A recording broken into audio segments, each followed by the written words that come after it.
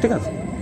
এইবার খারাপ ভালো মন্দ সবটুকুই ছেলে মেয়ে দেখে দেখে করে নিচ্ছে, রিলেশন ছিল, বিয়ে হয়ে গেল, সব কিছু হয়ে গেল। এইবার কী হয়েছে, আজকের দিনে দেখবা মেয়েরা, তুমি যেরকম বলছো না যে বেশিরভাগ সংসার হওয়ার পর আস্তে আস্তে আস্তে আস্তে বাপের বাড়ির দিকে চলে আসছে। কারণটা বল, কারণ অনেকগুলো হতে পারে। বেশিরভাগ এরকম হয়, অনেক দেখবা যার প্রথম মেয়ে হয়েছে না কোনো বাবা মায়ের, তো প্রথম মেয়ে হলো, তারপর আবার নেক্সট মেয়ে, আবার কার করে একটাই মেয়ে, ঠিক আছে, তাহলে দুটো মেয়ে হয়ে গেল, কারো দুটো হচ্ছে, কার একটা।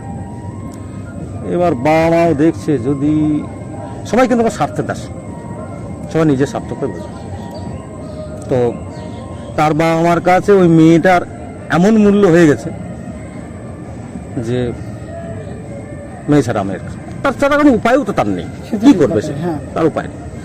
কিন্তু মেয়েটাকে তো বোঝার দরকার ছিল, যেমন আমরা একটা সংসারে করতে এসেছি, তার মা বাবা আছে, কিন্তু সেই মেয়েটা কোনো দিন ত্যাগ স্বীকার করবে না, ও ত্যাগ স্বীকার করবে, ও নিজের কাজ করবেই।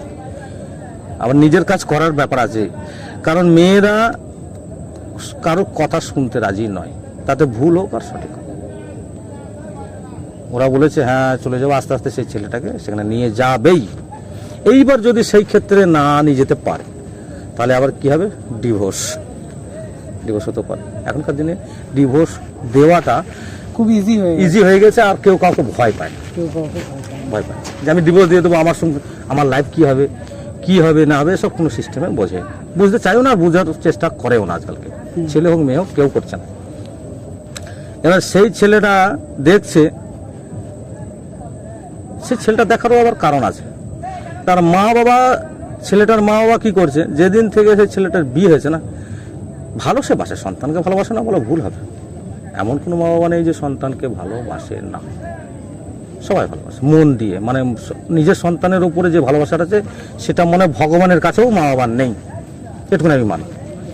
কিন্তু সেই ছেলেটার যখন বিয়ে হয়ে যায়, মা বাবা একটু ভুল বুঝতে লাগে, যে মনে হয় আমার ছেলে আমার থেকে পর হয়ে যাচ্ছে,